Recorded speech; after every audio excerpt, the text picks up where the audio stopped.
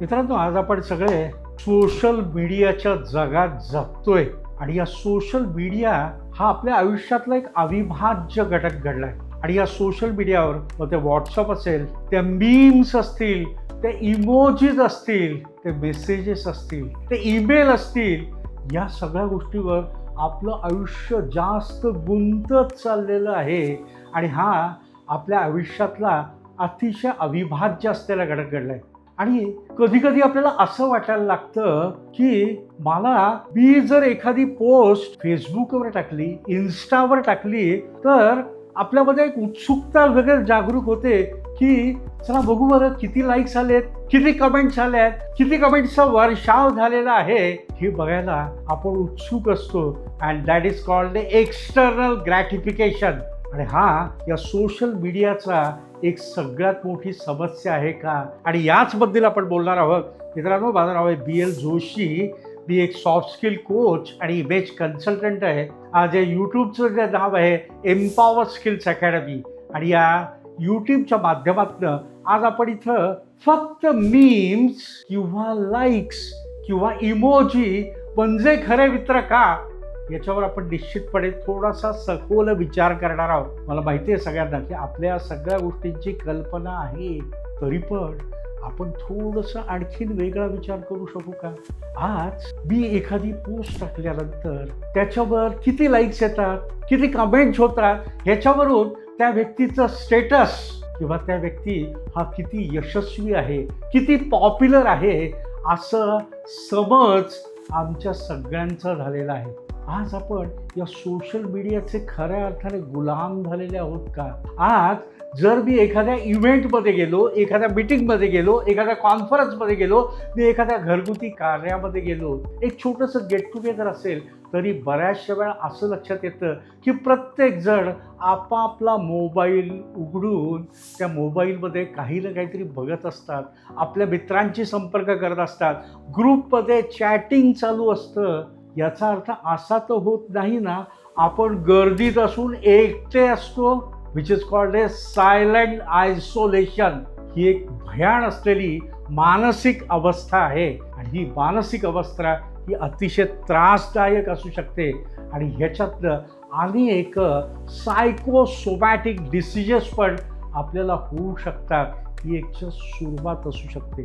मला आज फेसबुकवर, इंस्टाग्रामवर 50 मित्र आहेत, 100 मित्र आहे, हजारो मित्र आहे.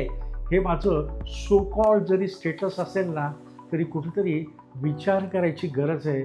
मला जेव्हा खरंच समस्या असेल तर यातला कोण माझ्या मदतीला येणार आहे का? तुम्ही एक तो इंग्लिश पिक्चर आहे बघा, वेटिंग रूम.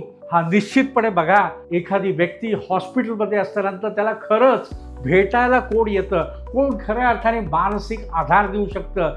ज्या वेळेला गरज आहे त्यावेळेला ती गरज पूर्ण करण्याकरता माझे मित्र माझ्याकरता धावून येतात का?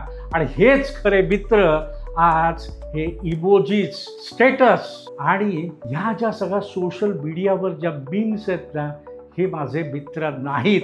Let's have absolute clarity about this. आज रिसर्च असं म्हणतो की मला कमीत कमी 5 असे मित्र असायला पाहिजे की माझ्या संकट वेळेला ते माझ्या संकटा निवारण करण्याकरता हे निश्चितपणे मदतीला येतील. हा डेटा असं म्हणतो की ज्या लोकांची मानसिक अवस्था ही खऱ्या अर्थाने चांगली असते, त्याचं एकच कारण आहे की त्याच्याला 5 जीवलग, जीवाभावाचे भावनिक संवाद करू शकतील अशा प्रकारचे त्याला मित्र आहेत. संकटाच्या वेळेला धावून येऊ शकतील अशा प्रकारचे मित्र आहेत. आणि म्हणूनच त्यांची मानसिक अवस्था ही अतिशय उत्तम आहे. आणि शास्त्र असंही म्हणतं, डेटाही असं म्हणतो की जिथे 3 पेक्षा कमी जवळचे मित्र आहेत, ज्यांच्याशी तुम्ही संवाद सांगू शकता, ज्यांच्यापुढे तुम्ही समस्या देऊ शकता, जे तुम्हाला हसणार नाहीत, जे तुमची मजाक करणार नाहीत, पण जे तुमच्या मदतीला येऊ शकतील, असे जर 3च मित्र असेल ना, तर आपली मानसिक अवस्था ही फारशी चांगली नसते. आणि मित्रांनो, या निमित्ताने मला तुम्हाला सांगायला असं आवडेल की खरं तर आपल्याला अनेक मानसिक समस्यांचं मूळ जे आहे हे आम्हाला मित्र नाहीत, आम्ही संवाद करत नाही, आम्ही शेअर करत नाही, आम्ही मोकळेपणाने मन मोकळं करत नाही. म्हणूनच आज आम्हाला अनेक प्रकारच्या मानसिक आणि शारीरिक व्याधी आहेत. असं तर वाटत आहे का? आपल्याला हा विचार करायची आवश्यकता आहे की मला असे मित्र पाहिजेत की हे मित्र मला एक भावनिक आधार देऊ शकतील. प्रत्येक वेळा पैशाचीच गरज असते अशातलं नाही, पण भावनिक आधार, मानसिक आधार, आपल्याला कोणतरी समजून घेणं, आपलं कोणीतरी ऐकून घेणं, ही खरी मैत्रीची गरज आहे. आणि त्याचबरोबर मी जर एखादं कार्य चुकीचं करत असेल तर मला योग्य मार्गदर्शन करणं, मला टोकणे, मला सांगणे, मला थांबवणे, खरं हीच जवळचे मित्र हे निश्चितपणे चांगल्या पद्धतीने करू शकतात. आणि या निमित्ताने मला आपल्याला असं सांगायचं आहे की असे जास्तीत जास्त मित्र हे तुम्ही मिळवा. फक्त सोशल मीडियाच्या लाईक्सवर, कॉमेंट्सच्या वर्षावांवर तुमचं भविष्य ठरवू नका. तुमची पॉप्युलॅरिटी ही त्याच्यावर नसून जेव्हा तुम्हाला गरज असेल त्यावेळेला धावून येणारे हेच खरे मित्र. आणि अशा प्रकारचे मित्र जास्तीत जास्त संग्रहित करा. मित्रांकरता वेळ द्या. फक्त टेक्स्टिंग करू नका, तर त्यांच्याशी प्रत्यक्ष संवाद जा. त्यांच्या ऑफिसवर जाऊन भेटा, त्यांच्या घरी जाऊन भेटा, त्यांना समजावून घ्या. त्यांना जेव्हा मदत असेल त्यावेळेला त्या संकटाकरता धावून जायचं. पण आपलं प्रथम कर्तव्य आहे फक्त घेणं नव्हे, तर मी दुसऱ्यांच्या संकटाच्या वेळेला सुद्धा धावून जाण्याकरता तयार पाहिजे. असा मी मित्र व्हालो तरच मला अनेक मित्र मिळतील आणि माझं आयुष्य हे निश्चितपणे सुखकर होईल. मला कुठल्याही काउन्सिलरची, मला कुठल्याही थेरापिस्टची गरज लागणार नाही. तर हे सगळे थेरापिस्ट, हे काउन्सिलर्स, हे माझे मित्रच हे माझ्या मदतीला येतील. तर अशा प्रकारचे मित्र आपण बघूया. चांगल्या मित्रांकरता वेळ द्या, चांगल्या मित्रांचा वेळ घ्या आणि एक सुंदर आयुष्य जगूया.